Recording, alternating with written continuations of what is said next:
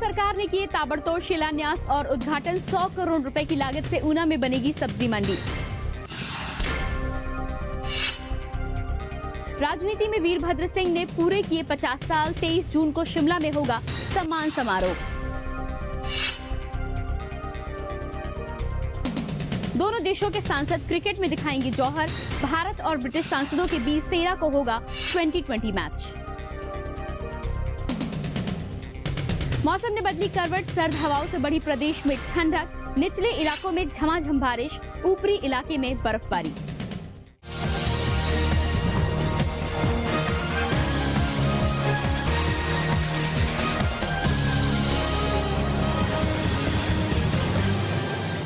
नमस्कार, हिमाचल आजकल में आपका स्वागत है। मैं हूं प्रियंका। अपने इस खास न्यूज बुलेटिन में हम आपको दिखाएंगे राज्य की हर वो खबर जिसका सरोकार आपसे है। ऊना जिले की स्वां नदी का तटीयकरण का काम पूरा हो गया है। मुख्यमंत्री प्रेम कुमार धूमल ने बुधवार को स्वां नदी के तटीयकरण के दूसरे चरण का उद्घाटन किया। इस मौके पर मुख्यमंत्री धूमल ने कांग्रेस को आड़े हाथों लिया। ऊना जिला की स्वां नदी का तटीयकरण का काम पूरा हो गया है। मुख्यमंत्री प्रेम कुमार धूमल ने बुधवार को स्वां नदी के तटीयकरण के दूसरे चरण का उद्घाटन किया। इस पर 240 करोड़ रुपए खर्च किए गए। इस मौके पर मुख्यमंत्री धूमल ने कहा कि साल 1998 में जब भाजपा सरकार बनी थी तब स्वां नदी के तटीयकरण के पहले चरण का काम शुरू किया गया था और उसे समय पर पूरा कर दिया गया था। अब सरकार ने दूसरे चरण के तटीयकरण का काम भी समय अवधि में पूरा कर दिया है। कांग्रेस विकास के नाम पर केवल शोर ही मचाती है कि शिमला में सेब के लिए कुराला में 100 करोड़ की मंडी बनवा रहे हैं, तो हम ऊना में हमने तय कर लिया है 100 करोड़ की मंडी निचले क्षेत्र में भी बनाएंगे। अब तो अप्रैल महीने में नहीं तो मई महीने तक बंगाणा में एसडीएम पोस्ट करके वो खोल दिया जाएगा। वहीं मुख्यमंत्री धूमल ने ऊना के बंगाणा में 1 माह के भीतर एसडीएम दफ्तर खोलने की भी घोषणा की। मुख्यमंत्री ने कुटलहड़ के दोहरे में 6 करोड़ रुपए के उद्घाटन व शिलान्यास भी किए। इस मौके पर धूमल ने कहा कि ऊना में 100 करोड़ रुपए की सब्जी मंडी का निर्माण किया जाएगा। इस चुनावी वर्ष में भाजपा सरकार ताबड़तोड़ शिलान्यास व उद्घाटन करने में जुट गई है। साथ ही विकास कार्य का श्रेय लेने में सरकार कोई कसर नहीं छोड़ना चाहती है। उधर मुख्यमंत्री प्रेम कुमार धूमल ने ज्वालामुखी में 19 करोड़ रुपए की लागत से ब्यास नदी पर बना चंबा पतन पुल जनता को समर्पित किया। इस मौके पर उन्होंने कहा कि पूर्व कांग्रेस सरकार ने अपने कार्यकाल में इस पुल को नजरअंदाज किया। भाजपा सरकार ने इसके लिए धन का प्रावधान किया ताकि क्षेत्र के लोगों को सुविधा हो। हमने इसकी एडमिनिस्ट्रेटिव और एक्सपेंडिचर सैंक्शन अप्रूव दी थी। मैं धन्यवादी हूं अपने लोक निर्माण विभाग के अधिकारियों का और छोटे से छोटे मजदूर का भी। दिन रात मेहनत करके उन्होंने इस पुल को लगभग 3.25 साल में तैयार किया। और निर्माण तो क्या करना था, जो पैसा उन्होंने दिया था वो पेनल्टी में भी चला गया। और इस प्रकार से इस प्रदेश में भारतीय जनता पार्टी की सरकार आई, विकास तभी हुआ है। ऊना से राजीव भनोट और ज्वालामुखी से पंकज शर्मा, हिमाचल आजकल। हिमाचल प्रदेश की राजनीति में 50 पारियां खेलने वाले केंद्रीय मंत्री वीरभद्र सिंह के सम्मान में एक विशेष समारोह आयोजित किया जाएगा। अगले 23 जून को शिमला में इस ऐतिहासिक समारोह को यादगार बनाने के लिए इसमें प्रदेश के दिग्गज कांग्रेस नेताओं के साथ ही केंद्र से भी बड़े नेताओं के आने की उम्मीद है। हिमाचल प्रदेश की राजनीति में 50 पारियां खेल चुके केंद्रीय मंत्री वीरभद्र सिंह के लिए एक सम्मान समारोह आयोजित किया गया। वीरभद्र सिंह ने कहा कि 23 जनवरी 1962 में उन्होंने कांग्रेस के सदस्य के रूप में कांग्रेस पार्टी में कदम रखा, जिसके बाद वे एक क्षण के लिए भी इधर उधर नहीं हुए। इस दौरान वे 5 बार राज्य के मुख्यमंत्री बने और 3 बार केंद्र में मंत्री रहे। अब उनके समर्थक चाहते हैं कि 50 वर्ष के इस जश्न को धूमधाम से मनाएं, तो वे इसके लिए तैयार हैं। मेरे जो 50 वर्ष हुए हैं राजनीति के अंदर, उसका समारोह मनाया। तो मैंने इसके लिए कमेटी बनी है और इसमें सारे हमारे विधायक शामिल हैं और जो आज उनसे भी शामिल हैं। तो पहले उसका था कि ये कितनी मई को होगी, 5 मई को होगी। केंद्रीय मंत्री ने कहा कि कांग्रेस चुनावों के लिए पूरी तरह तैयार है। कांग्रेस पार्टी पूरी तरह से एकजुट है और पार्टी का एक ही लक्ष्य है कि कांग्रेस सत्ता में आए और किसी भी सूरत में धूमल सरकार रिपीट न कर पाए। भले ही कुछ नेताओं में मनभेद हो, लेकिन मतभेद नहीं है। वीरभद्र सिंह इन दिनों हिमाचल दौरे पर हैं। अपने दौरे के दौरान वो राज्य की भाजपा सरकार पर हमला करने का कोई भी मौका नहीं छोड़ रहे हैं। चुनावी आहट के चलते आने वाले दिनों में वीरभद्र सिंह के तेवर और आक्रामक होने के आसार नजर आ रहे हैं। जगमोहन शर्मा, हिमाचल आजकल, शिमला। केंद्रीय मंत्री आनंद शर्मा ने कहा है कि हिमाचल में चाय का उत्पादन काफी कम हो रहा है। हिमाचल में चाय के उत्पादन को बढ़ावा देने के लिए केंद्र सरकार चाय उत्पादकों को पूरा सहयोग करेगी। केंद्र सरकार चाय उत्पादन को बढ़ावा देने के लिए 2 नई परियोजनाएं शुरू करने जा रही है। इनमें से एक 50 लाख की योजना प्रदेश में ही शुरू की जाएगी। आनंद शर्मा ने पालमपुर में टी बोर्ड सेंटर के बनने वाले भवन का शिलान्यास भी किया। इस मौके पर उन्होंने कहा कि हिमाचल में अभी चाय का उत्पादन 9 लाख किलोग्राम हो रहा है, जिसे बढ़ाकर 20 लाख किलोग्राम किया जाएगा। लगभग 7000 एकड़ राज्य सरकार ने आश्वासन किया है, जिससे यहाँ पर जो अभी 1 मिलियन से भी कम है, 9 लाख है, हिमाचल में 20 मिलियन किलोग्राम चाय के उत्पादन का हमारा लक्ष्य है। लोक निर्माण मंत्री ठाकुर गुलाब सिंह ने बुधवार को जोगिंद्र नगर के चौतरा में पर्यटन विभाग के सौजन्य से बनने वाले सामुदायिक भवन का शिलान्यास किया। इस पर 75 लाख रुपए खर्च किए जाएंगे। इस मौके पर उन्होंने कहा कि सरकार प्रदेश में पर्यटन को बढ़ावा दे रही है। जोगिंद्र नगर क्षेत्र में सड़कों के किनारे हाट और पर्यटन स्थलों को विकसित किया जा रहा है। उन्होंने कहा कि जोगिंद्र नगर में पर्यटन विभाग का सूचना केंद्र भी खोला जा रहा है। पर्यटकों की सुविधा के लिए अन्य गतिविधियां उसका निर्माण होगा, शौचालय का निर्माण होगा, पार्किंग का निर्माण होगा, और जो पर्यटक इधर उधर जाते हैं उनको चौतरे में ठहराव करने का या रुकने का मौका मिलेगा। प्रदेश सरकार शिक्षा के क्षेत्र में अव्वल होने के दावे भले ही कर रही हो, लेकिन हकीकत ये है कि प्रदेश के कई शिक्षण संस्थानों में आधारभूत ढांचा ही मौजूद नहीं है। इसका उदाहरण रोहड़ू का सीमा कॉलेज है, जहां ऑडिटोरियम भवन का निर्माण कार्य पिछले 6 सालों से पूरा नहीं हो पाया है। धन की कमी के कारण इसका काम कछुआ चाल से चल रहा है। कॉलेज में ऑडिटोरियम भवन का काम फंड की कमी के कारण कई बार रोक देना पड़ा है।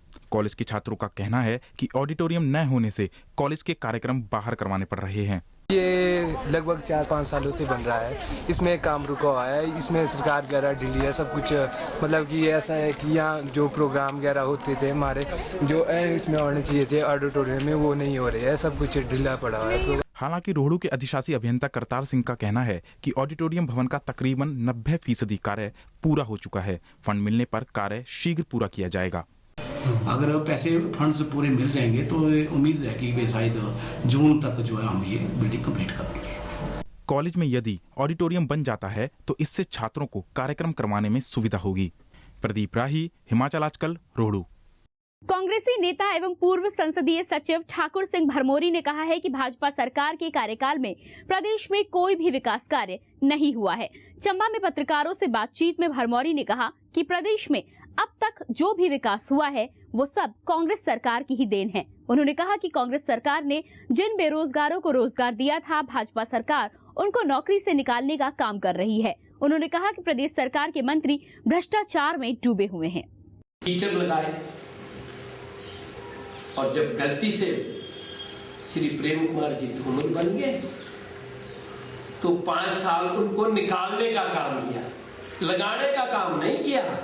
सारे प्रदेश में जितनी सड़कें, जितना विकास हुआ है वो सब कांग्रेस पार्टी और कांग्रेस पार्टी के नुमाइंदों ने किया है। अंतर्राष्ट्रीय क्रिकेट स्टेडियम धर्मशाला में आमिर खान की फिल्म लगान की तरह ही भारत और ब्रिटिश सांसदों के बीच 13 अप्रैल को T20 मैच खेला जाएगा। ये एक सद्भावना मैच होगा जिसका आयोजन BCCI के सौजन्य से किया जाएगा। धर्मशाला अंतर्राष्ट्रीय क्रिकेट स्टेडियम में भारत और ब्रिटिश सांसद अपने खेल का जौहर दिखाएंगे। 13 अप्रैल को होने वाला 2020 मैच भले ही दोस्ताना होगा, लेकिन दर्शक मैच का खूब लुत्फ उठाएंगे। भारतीय सांसदों की टीम का नेतृत्व भारतीय टीम के पूर्व कप्तान मोहम्मद अजरुद्दीन करेंगे। भारतीय सांसदों की टीम में नवजोत सिंह सिद्धू, कीर्ति आजाद, राजीव शुक्ला और अनुराग ठाकुर भी शामिल होंगे। पिच क्यूरेटर सुनील चौहान ने कहा है कि इस मैच के लिए मैदान को तैयार कर दिया गया है।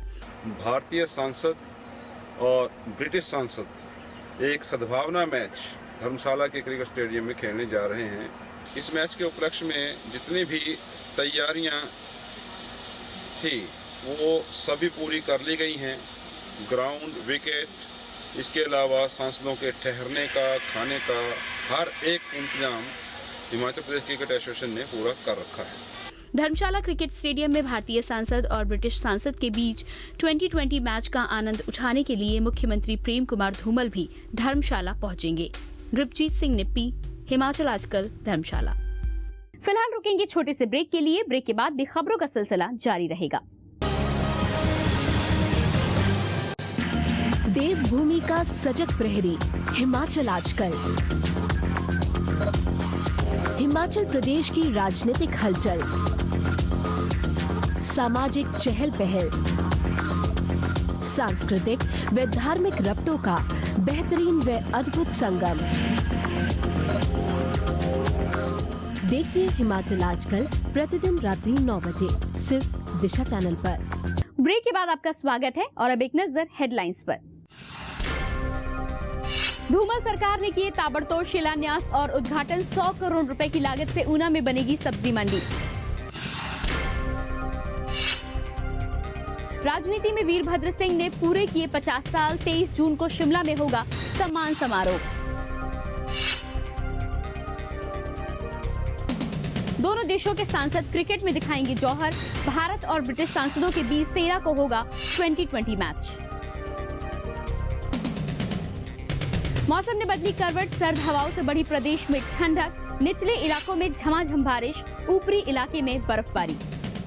प्रदेश में मौसम ने करवट क्या बदली। सर्द हवाओं ने इलाके में दस्तक दे दी है। पिछले 2 दिनों में राज्य के कई हिस्सों में झमाझम बारिश हुई है, जबकि ऊपरी इलाकों में बर्फबारी से प्रदेश में ठंडक बढ़ गई है।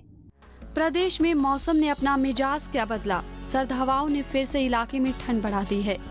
2 दिन से हो रही झमाझम बारिश ने हवाओं को एक बार फिर सर्द बना दिया है। राजधानी शिमला में 2 दिन खूब बारिश हुई, जबकि मनाली, लाहौल स्पीति और धौलाधार की पहाड़ियों पर बर्फबारी हुई। बारिश होने से जहां निचले इलाकों में लोगों को गर्मी से राहत मिली है, वहीं शिमला सहित ऊपरी इलाकों के लोगों को एक बार फिर गर्म कपड़े पहनने पड़े हैं। स्थानीय लोगों का कहना है कि मौसम में एकाएक आया यह बदलाव प्रकृति से छेड़छाड़ का नतीजा है। अप्रैल के महीने में भी अभी देखो कि एक सिंगल फुल छोटी में भी थोड़ी ठंड लग रही है। अचानक ये जो ऑल ऑफ सडन आया तो इसका ये ग्लोबल जो वार्मिंग है उसके मुझे तो लगता है इसके साथ सीधा संबंध है। ये जो पिछले 2-3 दिनों से मौसम में चेंजिंग आई है, बदलाव आया है, एक तो ग्लोबल वार्मिंग का इस पर बहुत बड़ा असर है और दूसरे हमारे लोग जो हैं प्रकृति के साथ छेड़छाड़ कर रहे हैं, जो बिल्कुल भी हमारे इस मौसम के लिए वातावरण को सही करने के लिए ठीक नहीं है। प्रदेश में इस बारिश से जहां ठंडक बढ़ी है, वहीं यह फसलों के लिए भी लाभदायक मानी जा रही है। ब्यूरो रिपोर्ट, हिमाचल आजकल। प्रदेश के कई हिस्सों में सेब के पौधों की रोपाई का काम चल रहा है। इसी कड़ी में सिरमौर जिला के संगडाह क्षेत्र के बागवान सेब की नर्सरी की रोपाई करने में जुटे हैं। इस क्षेत्र में आजकल सेब की नर्सरी की रोपाई के लिए मौसम अनुकूल चल रहा है। मौसम का मिजाज बदलने से संगडाह के बागवान काफी खुश हैं। उनका कहना है कि पौधे लगाने के लिए मौसम काफी उपयुक्त है। इस दौरान लगाए गए पौधों में बीमारियां भी कम लगती हैं और इन पौधों के बाद में फसल भी अच्छी आती है। सर हम आजकल पौधे लगा रहे हैं क्योंकि आजकल बहुत अच्छा सीजन है ना, बर्फ गिरता है, उसके वजह से आजकल के पौधे खराब नहीं होते, कोई कीड़ा भी नहीं लगता, इसीलिए आजकल हम सेब के पौधे लगाते हैं। पहले यहाँ आलू मटर हम ज्यादातर इस ओर ध्यान देते हैं, लेकिन अब लोगों का रुझान सेब की ओर भी हो रहा है और अब लगा रहे हैं लोग। सिरमौर का संगडाह व राजगढ़ क्षेत्र में सेब के उत्पादन की अच्छी संभावनाएं हैं, लेकिन किसानों का मानना है कि पर्याप्त जागरूकता और वैज्ञानिक जानकारी के अभाव में इन संभावनाओं का पूरा दोहन नहीं हो पाया है। सतीश शर्मा, हिमाचल आजकल, नाहन। सोलन समीप बसाल में खनन माफिया अपना पांव पसार रहा है। इस क्षेत्र में नियमों को ताक पर रखकर अवैध खनन किया जा रहा है, जिससे पर्यावरण को भारी नुकसान पहुंच रहा है। लोग अब खनन माफिया के खिलाफ संगठित होने लगे हैं। बसाल में खनन माफिया दिन ब दिन अपने पैर पसारता जा रहा है।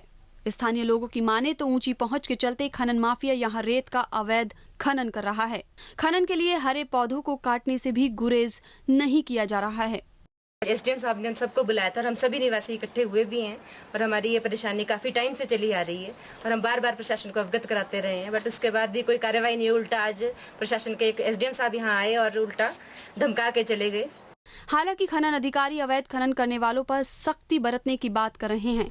उनका कहना है कि समय समय पर इन इलाके का निरीक्षण कर अवैज्ञानिक तरीके से खनन करने वालों पर कार्रवाई की जा रही है। कंप्लेंट्स भी आती रहती है, उसके बारे में हम इनको जाके टाइम टू टाइम डायरेक्शन देते हैं कि ठीक करें और कमियां भी पाई जाती है। इनका भी 6 महीने पहले ही हमने 1 महीने के लिए आर्टिस्ट 1 महीने के लिए काम बंद करवाया था, तो कुछ इसमें इनको अमेंडमेंट्स के लिए बोला था, उन्होंने कोऑर्डिनेटिंग की थी। अभी कुछ एक इनके लोडिंग पॉइंट के बारे में डिस्प्यूट चला बसाल वालों का, क्योंकि बेसिकली हमारे माइंस के अंदर का पोर्शन होता है। लोडिंग पॉइंट ये आउटसाइड माइनिंग का हुआ है, तो इसमें हम कुछ इनको कह नहीं सकते। बसाल में अवैध तरीके से चल रही इन खानों को बंद करवाने के लिए स्थानीय लोगों ने प्रशासन की ओर ताकने की बजाय अब खुद आगे आने का मन बना लिया है।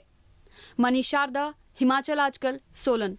उत्तर भारत के प्रसिद्ध शनिदेव मंदिर लंबलू में सेवा भारती मंदिर कमेटी की ओर से फ्री मेडिकल चेकअप कैंप लगवाया गया। इस अवसर पर डॉक्टरों ने लोगों का शुगर, पथरी, अर्थराइटिस के अलावा कई तरह की बीमारियों की जांच की। कैंप में आए लोगों को मुफ्त दवाइयां भी बांटी गई। कैंप के बारे में डॉक्टर त्रिलोक शर्मा ने कहा कि इस मेडिकल चेकअप कैंप में करीब 300 मरीजों का चेकअप किया गया। वरिष्ठ जो रोगी हैं उनके जो टेस्ट हैं वो हम यहाँ पे फ्री कर रहे हैं आज डायबिटीज के, और जैसे पथरी के रोगी हैं और आम बात आर्थराइटिस के रोगी हैं, बच्चे हैं, बूढ़े हैं, जितने भी क्रॉनिक डिजीज हैं उनका हम होम्योपैथी से यहाँ पे इलाज करने जा रहे हैं।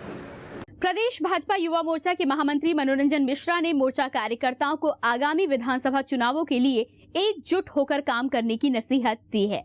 मिश्रा ने शिमला स्थित भाजपा मुख्यालय दीप कमल में 4 जिले के मोर्चा कार्यकर्ताओं की एक बैठक की, जिसमें आगामी विधानसभा चुनावों को लेकर मोर्चा की तैयारियों की समीक्षा की गई। उन्होंने कहा कि मोर्चा के राष्ट्रीय अध्यक्ष अनुराग ठाकुर की अध्यक्षता में कार्यकर्ता आगामी चुनावों के लिए काम करेंगे। के ऊपर बहुत बड़ी जिम्मेदारी आने वाली है, लेकिन हम सबके ऊपर युवा मोर्चा के कार्यकर्ता होने के नाते ये जिम्मेदारी है कि हम उस जिम्मेदारी को निभाने लायक बने। हमारे अंदर वो शार्पनेस है कि नहीं, वो तीखापन है कि नहीं, कि हम भारतीय जनता पार्टी हमको जिम्मेदारी देने को तैयार है। राजीव गांधी पंचायती राज संगठन के प्रदेश अध्यक्ष रंजीत सिंह वर्मा ने कहा है कि प्रदेश सरकार केंद्र की योजनाओं का श्रेय ले रही है। बैजनाथ में पत्रकारों से बातचीत करते हुए रंजीत सिंह वर्मा ने कहा कि 108 एम्बुलेंस सेवा, अटल वर्दी योजना, स्वास्थ्य मिशन, मनरेगा, सस्ते ब्याज पर लोन जैसी योजनाएं केंद्र के पैसे से शुरू की गई हैं, लेकिन प्रदेश सरकार इनके लिए अपनी पीठ थपथपा रही है। उन्होंने कहा कि पंचायती राज संगठन केंद्र की योजनाओं के बारे में लोगों को जागरूक करने के लिए प्रदेश भर में कार्यक्रम करेगा।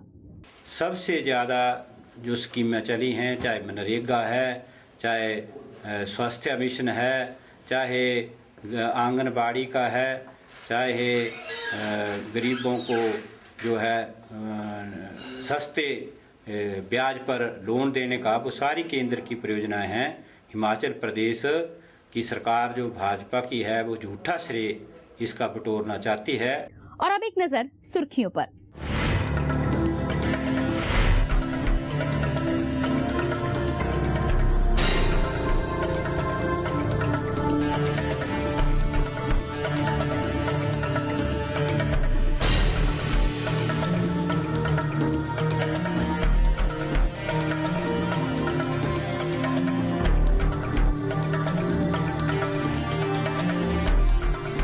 अभी के लिए बस इतना ही। हिमाचल की ताजा तरीन खबरों के साथ हम फिर होंगे हाजिर। तब तक के लिए नमस्कार। हिमाचल आजकल से जुड़ी किसी भी प्रतिक्रिया या सुझाव के लिए संपर्क करें कृष्ण भानु, ठाकुर वाटिका, खलीनी, शिमला 2। Phone number 09816901200, 017726294111। हमारा ईमेल आईडी है himalachalajkal@gmail.com।